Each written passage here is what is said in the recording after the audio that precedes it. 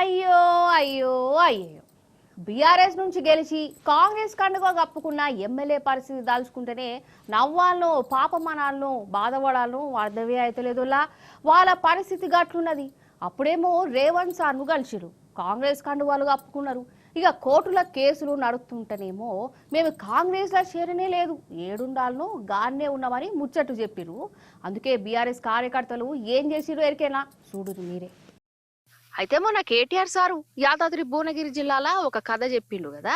ఇక ఆ కథ మల్లో మల్కైనూరి అటెంకా అసలు ముచ్చట చెప్తా గానీ ఎట్లుంటదంటే, ఇప్పుడు మీ కొడుకో బిడ్డనే ఉంటారు, ఇక ఇంటికి రాలేదు, ఆలస్యమైంది, లేట్గా అవుతుంది, రాత్రి 9 అవుతుంది, 10 అవుతుంది, సలిపూట, ఏడున్నాడు పిల్లగాడని నువ్వు ఫోన్ చేస్తావు అనుకో. ఏడున్నారా కొడుక అంటే, ఏడుండాలనో గాడ్నే ఉన్నా అన్నాడు అనుకో. ఏమనిపిస్తుంది, దౌడమికలు ఒకటి సంపబుద్ధి కాదు. గట్లే ఉన్నది కత్తియాల మన పాటలకి వెళ్ళి పోయినోలేదు. కడియం శ్రీహరి గారు ఆయన్నే చెప్పుకుంటున్నాడు, నేను అభివృద్ధి కోసం కాంగ్రెస్ లో చేరినా అని ఉపన్యాసాలు ఇచ్చిండు మైకులలో. స్పీకర్ కనబడతలేదంటే వినబడతలేదంట.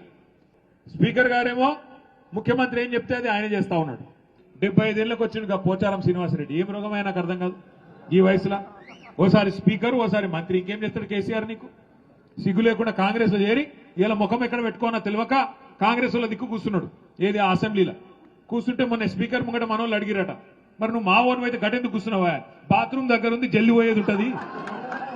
అదో బతుకా నీది, నాకు అర్థం కాదు. ఏం బతుకు అది సంగతి. మస్తు జోగున్నది కదా. గిసంటోళ్ళు ఉంటారు కదా పోరలే కాదు, మన కారు గుర్తు మీద గెలిచి చెయ్యి పాటోలకు పోయిన ఎమ్మెల్యేల కథ కూడా గట్లనే ఉన్నది.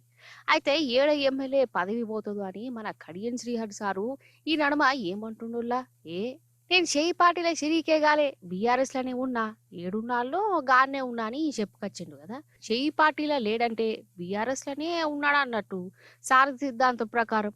అందుకే శ్రీహరి సార్ స్టేషన్ కాన్పూర్ నియోజకవర్గానికి వస్తాడని ఎరకతోటే ఇక అక్కడ బీఆర్ఎస్ కార్యకర్తలు ఇగో ఇట్లా ఫ్లెక్సీలు పెట్టిరు. ఓ దిక్కు తాటికున్న రాజయ్య సారు, ఇంకో దిక్కు కడియం శ్రీహరి సారు బొమ్మలు పెట్టి స్వాగతాలు చెప్పిరు. ఇలా తప్పేమున్నదోలా.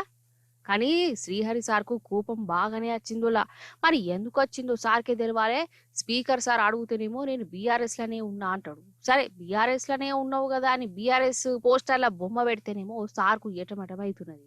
ఇక శ్రీహరి సార్కు ఎటమటం అవుతుందని అక్కడ పోలీసులకు కూడా అనిపించినట్టున్నది. అందుకే ఇట్లా ఫ్లెక్సీలు పెట్టిన కార్యకర్తలు బాల్మీటికి అరెస్ట్ చేసిరోలా. ఫ్లెక్సీలను తీయించే ఉపాయం చేసిరు. అసలు గిదేం తరిక, గిదేమి అది. నిజంగా స్టేషన్ కాన్పూర్ కార్యకర్తలు ఏమన్నా ఆలోచించిరా అనుల్లా. పాపం శ్రీహరి సార్కు నడి బజార్ల ఇజ్జత్ తీసినట్టు చేసిరు. కానీ ఏ మాట కామాటేనుల్లా. బీఆర్ఎస్ నుంచి గెలిచి ఎమ్మెల్యేలు పార్టీ మారితే మారవచ్చుగాక, కానీ కార్యకర్తలు మాత్రం బీఆర్ఎస్ ను ఇడిచిపెట్టేదే లేదుల్లా.